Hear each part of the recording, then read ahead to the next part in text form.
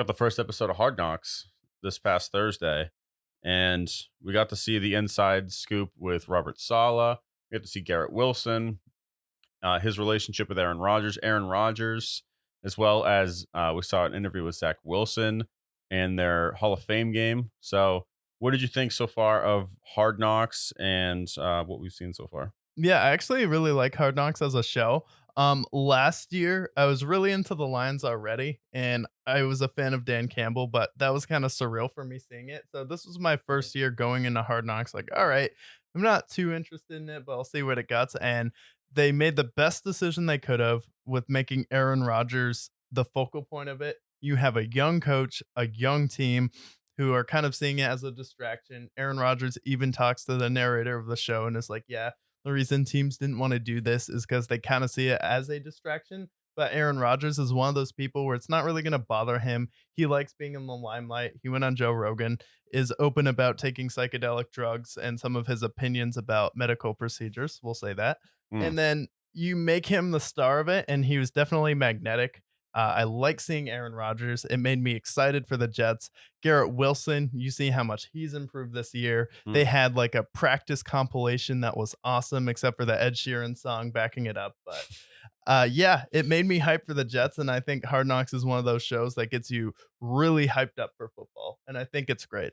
Absolutely. My main takeaways from just the first episode was, for one, um, Garrett Wilson is going to be a top five wide receiver this year, 100%. Whoa. Okay. Not even. Not even close. Okay. I don't like. I don't think it's.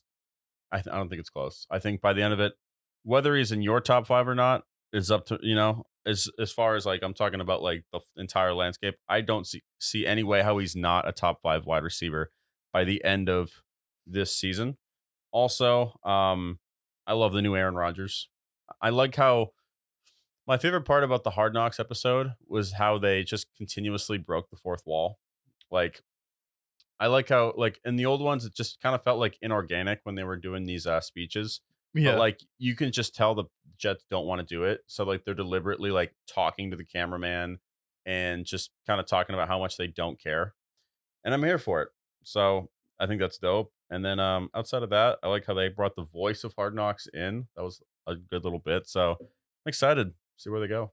Yeah. I think the two things that didn't really work for me were Zach Wilson, Mm, because you could tell he didn't wanna be there, and mm, I don't blame the guy because, well, we do talk about Zach Wilson being a bust and how he's faltered. I do also feel for him being a human, where he has all this media scrutiny, and then Aaron Rodgers comes in, takes his job. He's kind of the shame backup, and then he just looks like he doesn't wanna be there. He looked a little bit uncomfortable in those videos, so while it is a arc and a story you have to tell, it just seemed like something that he didn't wanna do, and that was probably the time where it dragged the most. And it's like, I feel for Zach Wilson because he probably felt a little bit uncomfortable with Aaron Rodgers being there, who's his idol, and he's only 24. He grew up watching Aaron Rodgers play. So it's mm. kind of a surreal moment with watching him practice, as well as you have the media who's been tearing you a new asshole for the past few years. And now you have to sit down and answer all these questions and be poked and prodded extra